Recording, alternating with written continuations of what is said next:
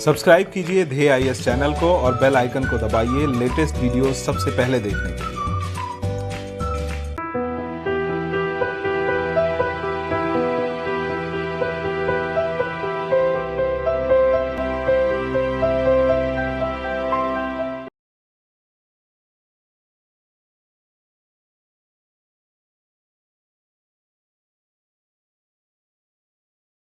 नमस्कार, मैं सुनील वर्मा ध्येय आईएएस टीम की ओर से आपका स्वागत करता हूं ध्येय टीवी पर। हम बात करेंगे डेली करंट अफेयर्स के अपने खास कार्यक्रम जिसमें खबरों का एनालिसिस हम प्रारंभिक परीक्षा के पॉइंट ऑफ व्यू से करते हैं। आज की प्रमुख खबरें हम एक एक करके विश्लेषित करते हैं, जिनका विश्लेषण हम प्रारंभिक परीक्षा के पॉइंट ऑफ व्यू से करेंगे। सबसे पहले हम बात करेंगे गुजरात में बन रहे विश्व के सबसे बड़े सोलर पार्क के विषय में।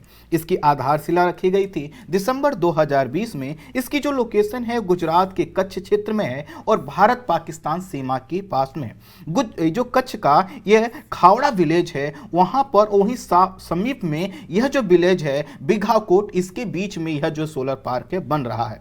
जो खावड़ा है आपको पता है कि अंतिम सीमावर्ती क्षेत्र है गुजरात का, जहां पर सिविलियन के जाने की अनुमति होती है, वहीं पर इसको बनाया जा रहा है। इसका जो नाम है वह कच्छ सोलर प्रोजेक्ट रखा गया है और Gujarat hybrid renewable energy park रखा गया है। रिन्यूएबल एनर्जी इसलिए कहा जा रहा है क्योंकि सोलर एनर्जी के साथ साथ यहां पर विंड एनर्जी से क्या होगा, लाइट का प्रोडक्शन होगा, इलेक्ट्रिसिटी का प्रोडक्शन होगा।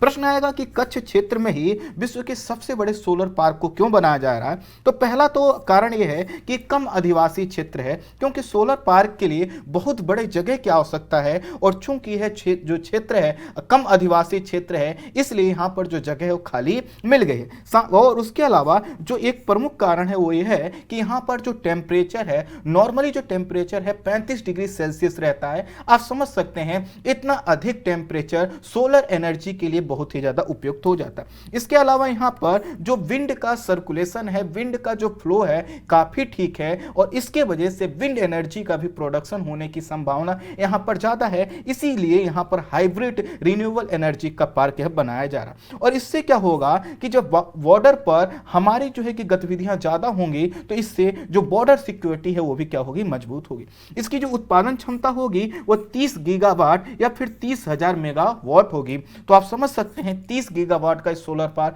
कितना बड़ा होगा। इस पर जो अनुमानित खर्च आएगा वो 1.5 लाख करोड़ का आएगा और उम्मीद है कि 2024 तक 15 मेगावाट का क्या होगा, 15 गीगावाट का हम प्रोडक्शन करने लगेंगे। अर्थात 2024 तक लगभग हम आधा प्रोडक्शन प्रारंभ कर चुके होंगे। सरकार इस पर तेजी से कार्य कर रही है। आपको पता है कि सरकार 2022 तक 175 गीगावाट रिन्यूएबल एनर्जी का लक्ष्य लेकर आगे बढ़ रही है। इसमें से लगभग 90 गीगावाट का जो रिन्यूएबल एनर्जी का टारगेट हम प्राप्त कर सके हैं और इस तरह से लगभग अभी हमें जो 85 गीगावाट का लक्ष्य और प्राप्त करना है। और इसके अलावा कुछ और फैक्ट्स हैं वो जान लीजिए। एक है भाडला सोलर पार्क जो कि राजस्थान के जोधपुर वाले क्षेत्र में है। यह है 2245 मेगावाट का और यह भारत का सबसे बड़ा सोलर पार्क के रूप में जाना जाता है। इसी तरह से आपने एक नाम और सुना होगा जिसके साथ जो है कि भारत का सबसे बड़ा सोलर पार्क होने का टैग भी आपने हो सकता है सुना हो, जो कि पावागढ़ सोलर पार्क कर्नाटक में है, लेकिन इसका जो कैपेसिटी है वो 2000 मेगावाट की है और इस वजह से जो भाडला सोलर पार्क है यह क्या हो जाता है, सबसे बड़ा हो जाता है। सरकार 2014 में आपको पता है कि सोलर पार्क और ultra mega solar power project को लेकर आई थी और उसी के तहत सोलर जो है कि पार्क लगाए जा रहे हैं, ultra mega solar power project लगाए जा रहे हैं। सरकार का लक्ष्य है कि हमें 50 सोलर पार्क और जो है कि ultra mega solar power project हमें लगाने हैं। सोलर पावर की कैपेसिटी के पॉइंट ऑफ व्यू से देखें तो पहला जो स्थान आता है कर्नाटक का, दूसरा तेलंगाना, तीसरा राजस्थान, चौथा आंध्र प्रदेश और पांचवा गुजरात का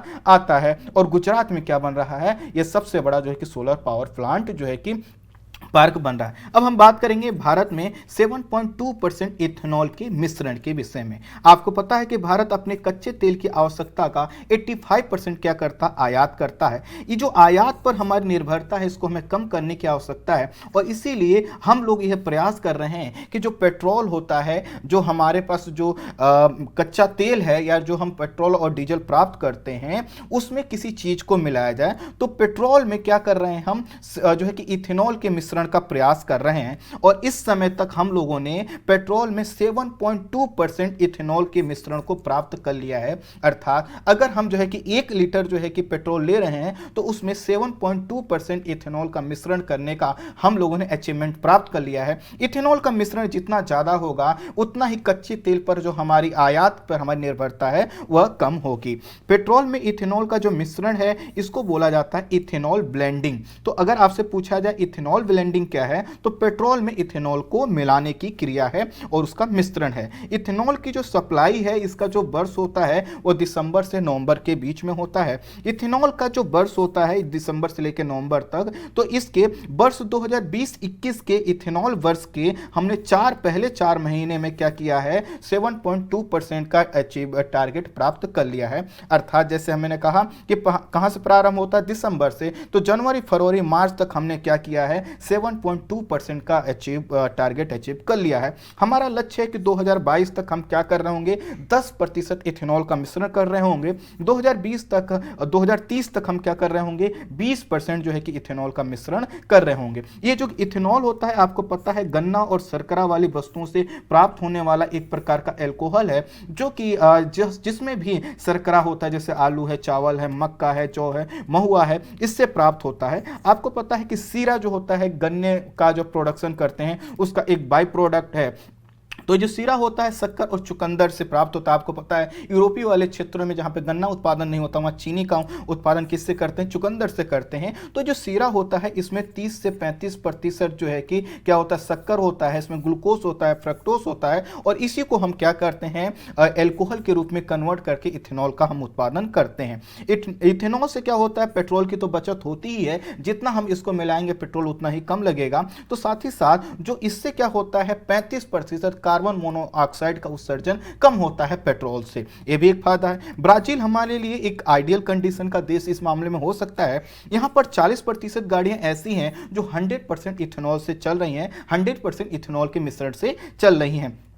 अन्य जो गाड़ियां हैं वहां पर वह 24% इथेनॉल के मिश्रण पर चलती हैं। इसलिए वहां पर क्या है कि जो आपको पता है कि गन्ने का प्रोडक्शन ज़्यादा होता है और इसके वजह से वहां पर जो है कि इथेनॉल का प्रोडक्शन भी ज़्यादा हो रहा है। हमारे यहाँ भी बहुत सी जगह खाली हैं जिन पर हम इथेनॉल का क्या कर सकते हैं चीज़ों को उपजा सकते हैं। इससे क्या होगा भारत में किसानों की आय बढ़ेगी, विदेशी जो मुद्रा भंडार हम तेल के आयात पर खर्च करते हैं कम होगा, कृषि अपशिष्ट का बेहतर उपयोग हो पाएगा। भारत जो है कि राष्ट्रीय जैव ईंधन नीति 2018 के तहत कार्य कर रहा है और इसमें हमने ये टारगेट फिक्स किया है राष्ट्रीय जैव ईंधन नीति 2018 में कि प्रथम चरण में हम क्या करेंगे इथेनॉल को हम जो है कि पेट्रोल में मिलाएंगे। दूसरे चरण में हम क्या करेंगे जो शहरी ठोस अपशिष्ट होता है, सॉलिड वेस्ट होता है शहर का, उससे हम क्या करेंगे जो है कि ईंधन बनाएंगे। और तीसरा चरण होगा हम जैव सीएनजी को बनाने का हम प्रयास करेंगे। भारत में इथेनॉल ब्लेंडेड पेट्रोल जो कार्यक्रम प्रारंभ हुआ था 2003 में प्रारंभ हुआ था और 2003 से हम क्या कर रहे हैं इथेनॉल के मिश्रण को बढ़ाने का प्रयास कर रहे हैं। ये जो इथेनॉल होता है नॉन टॉक्सिक होता है, अर्थात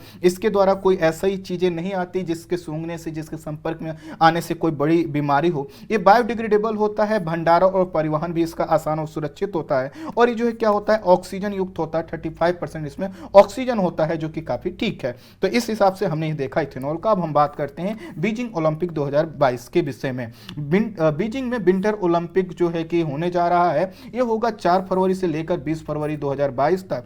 और बीजिंग में आपको पता है 2008 में ग्रीष्मकालीन ओलंपिक का भी आयोजन हो चुका है। बीजिंग विश्व का एकमात्र ऐसा नगर है जहां पर जो है कि दोनों ओलंपिक अर्थात विंटर और ग्रीष्मकालीन ओलंपिक का आयोजन हो चुका है। एक तरह से अब होने ही चुके जा रहा है, तो इसलिए हम इसको कह रहे हैं। बीजिंग ने ओलंपिक आयोजन का जो अधिकार है वो अलमाटी से प्रतिस्पर्धा में जीत कर। अब मुझे यह बताइएगा अलमाटी कहाँ का शहर है, आप मुझे कमेंट बॉक्स में बता सकते हैं।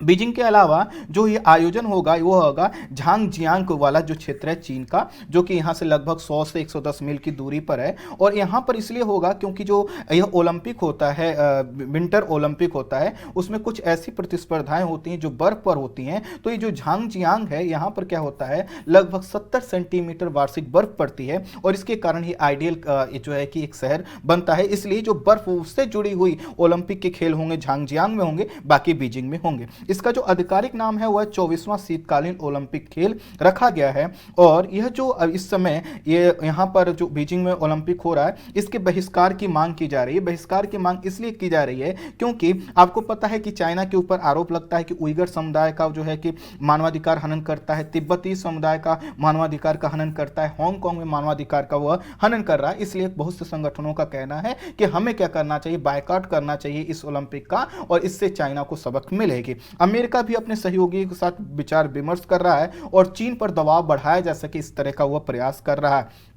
2024 में जो ग्रीष्मकालीन ओलंपिक खेल होगा उसकी मेजबानी करेगा पेरिस। 2028 में जो ग्रीष्मकालीन खेल होंगे उसको जो है कि उसकी मेजबानी करेगा लॉस एंजल्स। लॉस एंजल्स 1932 और 1948 में भी ओलंपिक खेल का जो है कि मेजबानी कर चुका है। अब हम बात करते हैं एक मेडिसिन जो इस समय चर्चा में बनी हुई है, इसका नाम है रेमडेसिविर। तो ये कोरोना काल जब प्रारंभ हुआ था तो इलाज के लिए रेमडेसिविर जो एक दवा है इसका नाम आया था, उसी के बाद से इसकी मांग बढ़ने लगी थी। इस समय महाराष्ट्र सहित कई राज्यों में इसकी कालाबाजारी हो रही है। कीमत इसकी कम रखी गई है लेकिन इसको जो है कि 5,000 से लेकर 25,000 तक बेचा जा रहा है। और इसको बनाया गया था गिलियड साइंसेस द्वारा। यह एक जो है कि कंपनी है। और अमेरिका क्या हुआ कि जैसे कोरोना के विषय में पता चला कि यह मेडिसिन इफेक्टिव हो सकती है, अमेरिका ने 3 माह में जितना ये कंपनी प्रोडक्शन कर सकती पूरे स्टॉक को खरीद लिया था। और ये जो गिलियड साइंसेज है इसने इसको दरअसल विकसित किया था हेपेटाइटिस सी के लिए,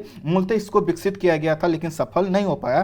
फिर जो है कि यह जो गिलियड साइंसेज है इसने कहा कि ठीक है इस पे हम सफल नहीं हो पाया, तो इसको इन्होंने फिर जो है कि इबोला वायरस पे इसको ट्राई किया, लेकिन इबोला वायरस पे भी इफेक्टिव नहीं हो पाया। लेकिन जैसे कोरोना आया उस पर ही इफेक्टिव आया और इसके वजह से इसकी इफेक्टिवनेस को देखते हुए कोरोना के संदर्भ में इसको अनुमति दे दी गई थी कि हाँ आप लोग इसको यूज कर सकते हैं। भारत में भी drug controller general of India जो कि दवाओं के प्रयोग की अनुमति देता है, इसकी उपयोग की आपातकालीन मंजूरी दे चुका है। और इस समय अगर कोई बहुत ज्यादा बीमार होता है तो उसको ये मेडिसिन, यह जो है कि दवा जो है कि दी जाती है।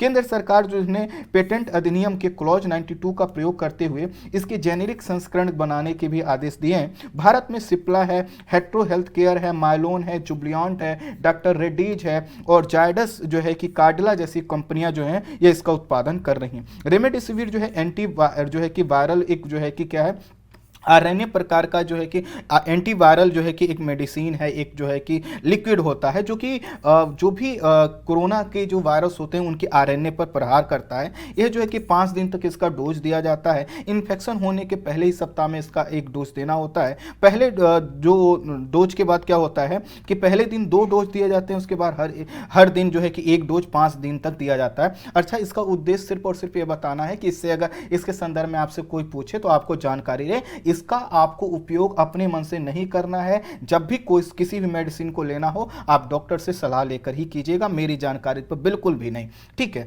अब हम बात करते हैं अंक्लोज के विषय में। तो हुआ यह है कि अमेरिकी नौसेना भारत की अनुमति के बिना लक्षद्वीप द्वीप समूह में जो है कि लक्षद्वीप का जो द्वीप समूह है वहां पास से गुजरी और जो है कि अमेरिका ने फ्रीडम ऑफ नेविगेशन के तहत भारत के EEZ अर्थात एक्सक्लूसिव इकोनॉमी जोन का जो है कि जो हिस्सा है वहां पर जो है कि अपनी गश्त लगाई अपना। और यह जो एक जहाज था जिसका नाम था जॉन पॉल जोन्स, एक तरह का क्या है ये वॉरशिप था और जो है कि भारत के जो अनन्य आर्थिक क्षेत्र है उससे जो है कि होकर ये गुजरा था। भारत ने इस पर आपत्ति दर्ज की और कहा कि यह संयुक्त राष्ट्र की संधि का उल्लंघन है। तो समझते हैं कि आखिर ये EEZ क्या है, इससे जुड़ा हुआ जो है ये अंक्लोज का जो नियम है वह क्या है, अर्थात संयुक्त राष्ट्र समुद्री कानून संधि जिसको United Nation Convention on the law of the sea के नाम से जाना जाता है, अंक्लोज के नाम से जाना जाता है। यह क्या है? तो दरअसल ये क्या है, सागरों महासागरों के बीच में अंतर्राष्ट्रीय समझौता है। इसको यूनाइटेड नेशन ने 1982 में अपनाया था लेकिन इफेक्टिव हुआ 1994 में। इसलिए इतना समय लगा क्योंकि 60 देशों के समर्थन की आवश्यकता है। भारत ने इसको क्या किया था 1995 में अपनाया था। इसके तहत 3 तरह के जल क्षेत्र होते हैं। एक होता है आंतरिक जल क्षेत्र, आंतरिक जल वाला भाग, इनर वाटर वाला जो क्षेत्र है, यह आधार रेखा के किनारे वाला भाग होता है। दूसरा होता है प्रादेशिक अर्थात टेरेस्ट्रियल, जो सी वाला क्षेत्र है ये आधार रेखा से 12 समुद्री मील होता है। और उसके बाद होता है ये जो 12 समुद्री मील तक का क्षेत्र होता है प्रादेशिक सागर जिसको बोलते हैं। टेरेस्ट्रियल जो सी का क्षेत्र होता है इसमें जो समुद्री क्षेत्र, हवाई क्षेत्र सब पर क्या होती है, संप्रभुता होती है। जिस देश का वह जो है कि क्या होता है, प्रादेशिक सागर क्षेत्र होता है। ऐसे ही होता है अनन्य आर्थिक क्षेत्र, एक्सक्लूसिव इकोनॉमिक जोन, जो कि आधार रेखा से 200 नॉटिकल मील का होता है। तो ये जो जहाज जो है कि जॉन पॉल जिधर से गुजरा था वह भारत का जो है कि क्या था, EEZ के तहत आता है और उससे गुजरा था जबकि भारत से अनुमति नहीं ली थी, जबकि जो भारत से अनुमति इसको लेनी थी। दरअसल अमेरिका ने इस पर हस्ताक्षर नहीं किया है, इसलिए वह EEZ के कॉन्सेप्ट को मानता नहीं है। उसको लगता है कि नहीं, ये तो कि फ्री नेविगेशन के तम ऐसा कर सकते हैं। खैर, ये तो थी ये चीजें। अब हम बढ़ते हैं अगली खबर पर, नाटो के विषय में। तो यह जो नाटो है आपको पता है क्या है, एक प्रकार का सैन्य जो है कि संगठन है। यूक्रेन के राष्ट्रपति ने कहा है कि उत्तरी अटलांटिक संधि संगठन अर्थात यो जो नाटो है उसमें यूक्रेन को सदस्यता जल्दी दी जाए। और यूक्रेन ने आग्रह इस वजह से ऐसा किया है क्योंकि यूक्रेन इस समय क्या है, रूस समर्थक अलगाववादियों से निपटना चाहता है। वहां पर जो यूक्रेन है वहां पर अलगाववादी जो है कि कुछ अपना जो है कि झुकाव रूस की तरफ रखते हैं, तो उसको लगता है कि नाटो का वो सदस्य हो जाएगा तो रूस का जो इम्पैक्ट है, रूस का जो हस्तक्षेप हो खत्म हो जाएगा। आपको पता है कि रूस और यूक्रेन में तनाव चल रहा है। यूक्रेन का ही क्रीमिया जो क्षेत्र था 2014 में, उस पर रूस ने क्या कर लिया, कब्जा कर लिया। इसलिए वो चाहता है कि फिर से ऐसी कोई चीज़ें ना हो, इसलिए और नाटो अर्थात नॉर्थ अटलांटिक ट्रीटी ऑर्गेनाइजेशन का वो हिस्सा बनना चाहता है। इसकी जो स्थापना हुई थी नाटो की वह 4 अप्रैल 1949 को हुई थी। उद्देश्य ये था कि सोवियत संघ के खिलाफ जो है कि एकजुट हुआ जाए, सामूहिक सुरक्षा का कॉन्सेप्ट विकसित किया गया था। इसमें यह लिखा हुआ है, इसका जो अनुच्छेद है नाटो का अनुच्छेद 5 जो है, इसमें लिखा है कि किसी सदस्य पर हमला सभी सदस्यों पर हमला माना जाएगा। तो जो है कि यूक्रेन को लगता है कि अगर रूस फिर से ऐसी कोई गतिविधि करता है तो क्या होगा, नाटो हमारे फेवर में आ जाएगा अगर हम उसके सदस्य हो जाते हैं। इसका मुख्यालय जो कि ब्रुसेल्स बेल्जियम में है और इसको इफेक्टिव किया गया था। आपको याद हो तो 9/11 की जो अमेरिका पर घटना हुई थी उसके बाद इसको सक्रिय किया गया था। हालांकि इसके तहत कोई कार्रवाई नहीं हुई। हाँ, इतना जरूर है कि आपने उसके बाद देखा था इराक से लेकर अफगानिस्तान में अमेरिका ने क्या किया। तो कुल मिलाकर इस समय इसके जो सदस्यों की संख्या वो 30 है और अगर यह जुड़ जाता है तो सदस्यों की संख्या 31 हो जाएगी। उत्तरी जो मैसेडोनिया है वो नवीनतम सदस्य देश है। आई होप संक्षेप में आप इन खबरों को समझ पाए होंगे। इस वीडियो में इतना ही। Thank you so much.